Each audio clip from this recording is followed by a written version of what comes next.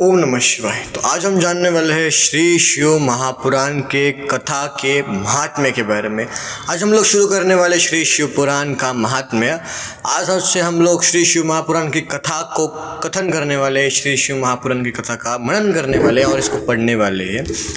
तो आइए आज हम लोग जानते हैं श्री शिव महापुराण की कथा। बोलने से पहले और आप सुनने से पहले एक बार हम गणेश जी को प्रणाम करते हैं। तो चलिए बोलते हैं गणपति बप्पा मोरया, श्री गणेश आय नमः। ओम वक्रतुंड महाकार्य सूर्यकोटि समप्रभ, निर्विघ्नं कुरु मे देव सर्व कार्येषु सर्वदा। तो श्री शिव महापुराण का महात्म्य सबसे पहले हम जानने वाले हैं। शौनक जी के साधन विषयक प्रश्न करने पर सूत जी का उन्हें शिव पुराण की उत्कृष्ट महिमा सुनाना। श्री शौनक जी ने पूछा, महाज्ञानी सूत जी, आप संपूर्ण सिद्धांतों के ज्ञाता है प्रभु, मुझसे पुराणों की कथाओं की सारतत्व का विशेष रूप में वर्णन कीजिए। ज्ञान और वैराग्य सहित भक्ति से प्राप्त होने वाले विवेक की बुद्धि कैसे होती है तथा साधु पुरुष किस प्रकार अपने काम, क्रोध आदि मानसिक विकारों का निवारण करते हैं। इस घोर कलिकाल में जीव प्राय असुर स्वभाव के हो गए हैं। उस जीव समुदाय को शुद्ध दैवी संपत्ति से युक्त बनाने के लिए सर्वश्रेष्ठ उपाय क्या है। तो श्री शौनक जी ने पूछा महाज्ञानी सूत जी से कि इस कलयुग में सबसे बड़ा ऐसा उपाय बताइए जिसके कारण हमारा शरीर, हमारा जीवन शुद्ध हो सके। आप इस समय मुझे ऐसा कोई शाश्वत साधन बताइए जो कल्याणकारी वस्तुओं में भी सबसे उत्कृष्ट एवं परम मंगलकारी हो तथा पवित्र करने वाले उपायों में भी सर्वोत्तम पवित्र कारक उपाय हो। वह साधन ऐसा हो जिससे अनुष्ठान से शीघ्र ही जिसके विशेष शुद्धि हो जाए तथा उसमें निर्मल चित्त वाले पुरुष को सदा के लिए शिव की प्राप्ति हो जाए। मतलब इसमें ऐसा कहा गया है कि ऐसा कोई उपाय बताइए जिसके कारण इस संसार में, इस कली काल में मनुष्य का जो जीवन है वो शुद्ध हो जाए, और ऐसा कोई मार्ग बताइए सरल जिससे हमारी मुक्ति हो जाए। श्री सूत जी बोले, यह मुनि श्रेष्ठ शौनक, तुम धन्य हो क्योंकि तुम्हारे हृदय में पुराण कथा सुनने का विशेष प्रेम एवं लालसा है।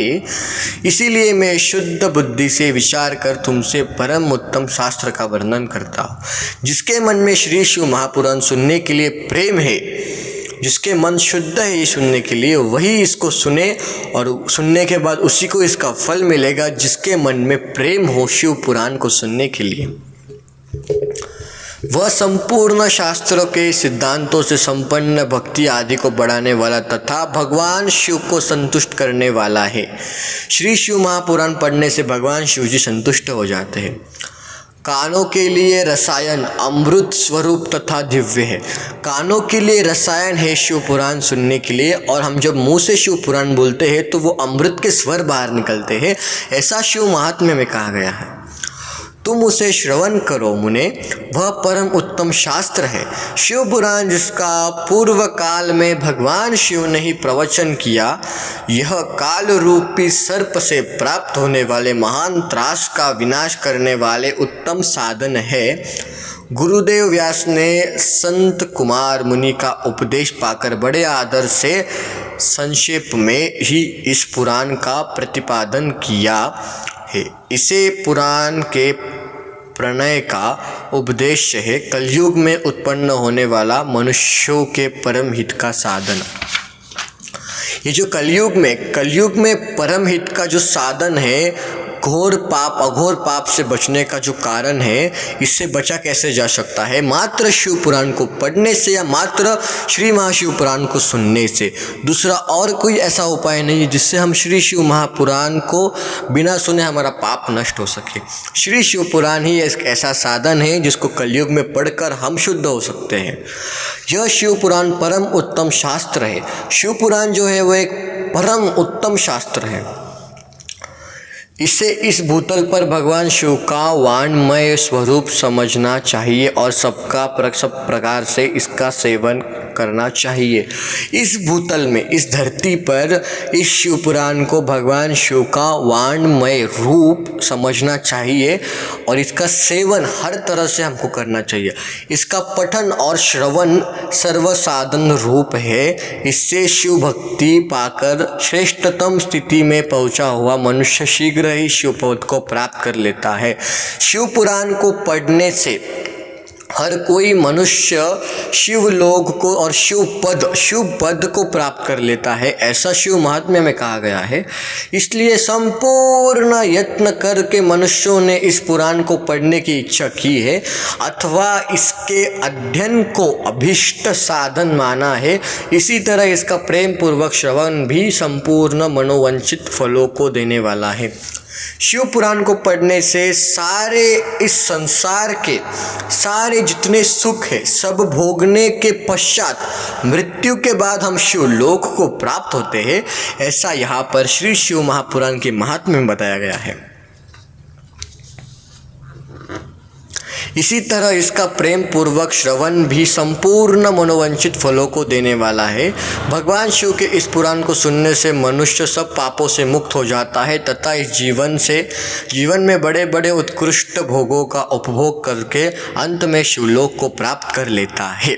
देखा, शिवलोक को प्राप्त कर लेता है यदि कोई शिव पुराण को पढ़ता है तो संसार के सारे सुख भोगने के बाद मृत्यु के पश्चात वो शिवलोक को प्राप्त कर लेता है।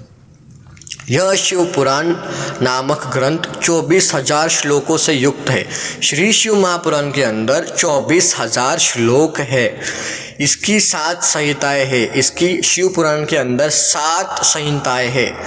मनुष्य को चाहिए कि वह भक्ति, ज्ञान और वैराग्य से संपन्न हो, बड़े आदर से इसका श्रवण करे। जो मनुष्य चाहते हैं जिनके अंदर वैराग्य उत्पन्न हो, वैराग्य भक्ति, ज्ञान और वैराग्य से संपन्न हो, जिनको चाहिए कि हमको भक्ति मिले भगवान शिव की, उनको इसको अवश्य पढ़ना चाहिए।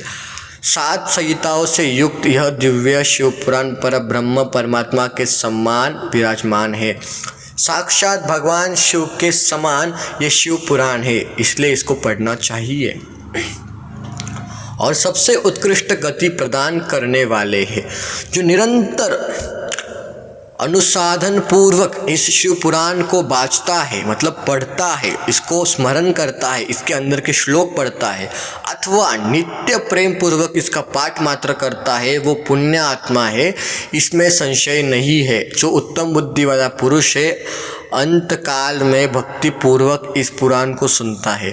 जो सच में दिव्य पुरुष है, बुद्धि वाला है, वो इस शिव पुराण को अवश्य सुनता है, पढ़ता है। अंत समय में उस पर अत्यंत प्रसन्न हुए भगवान महेश्वर उसे अपना पद धाम प्रदान करते हैं। भगवान शिव जी उसे अपना पद और धाम प्रदान करते हैं। जो प्रतिदिन आदर पूर्वक इस शिव पुराण का पूजन करता है वह इस संसार में संपूर्ण भोगों को भोग कर अंत में भगवान शिव के पद को प्राप्त कर लेता है। जो भगवान श्री शिव पुराण को पढ़ता है वो अंत में सब चीज़ों को भोग कर, सारे संसार के सुख भोग कर अंत में शिवलोक को प्राप्त हो जाता है। जो प्रतिदिन अलस रहित हो, रेशमी वस्त्र आदि के वेस्ट से इस शिव पुराण का सत्कार करता है वह सदा सुखी होता है। जो शिव पुराण को रोज पूजा करता है, शिव पुराण के ऊपर शिव पुराण को जो रेशम का जो वस्त्र अर्पण करता है वो सदा सुखी होता है, ऐसा शिव महात्म्य में कहा गया है। यह शिव पुराण निर्मल तथा भगवान शिव का सर्वस्व है। शिव पुराण बहुत निर्मल है। इस जगत में कोई चीज़ यदि कोई निर्मल होगी तो वो शिव पुराण है और ये भगवान शिव जी का सर्वस्व है। जो यह लोक और परलोक में भी सुख चाहता है उसे आदर के साथ प्रयत्न पूर्वक इसका सेवन करना चाहिए। जिनको मृत्यु के बाद स्वर्ग या शिवलोक में जो पुण्य, जो हमेशा सुख चाहता है, उसको इसका सेवन अवश्य करना चाहिए। यह निर्मल एवं उत्तम शिव पुराण धर्म, अर्थ, काम और मोक्ष रूप चारों पुरुषार्थों को देने वाला है। धर्म, काम, मोक्ष और अर्थ को, ये 4 पुरुषार्थों को मोक्ष रूप को 4 देने वाला ये श्री शिव महापुराण है, इसलिए इसको पढ़ना चाहिए। अंत में सदा प्रेम पूर्वक इसका श्रवण करें एवं विशेष पाठ करना चाहिए। इसको प्रेम पूर्वक से पढ़े, ज़बरदस्ती ना पढ़े, प्रेम से सुने, मन में इच्छा हो तो ही इसको सुने। यदि आप श्री शिव महापुराण को सुनते हो तो आपके मन के अंदर भगवान शिव की भक्ति उत्पन्न हो जाएगी और साक्षात मृत्यु के बाद आपको शिव पद की प्राप्ति होगी, ऐसा साक्षात शिव पुराण के महात्म्य में कहा गया है। और कल हम पढ़ने वाले श्री शिव महापुराण का अध्याय पहला। तो हमारे साथ जुड़े रहिए इस शिव यात्रा में। मेरा बस एक ही कर्तव्य है कि आप सबको भगवान शिव के मार्ग में जोड़ दो और भगवान शिव के भक्ति के बारे में बताओ, ताकि भगवान शिव आपको सबको भक्ति प्रदान कर सके। हर हर महादेव।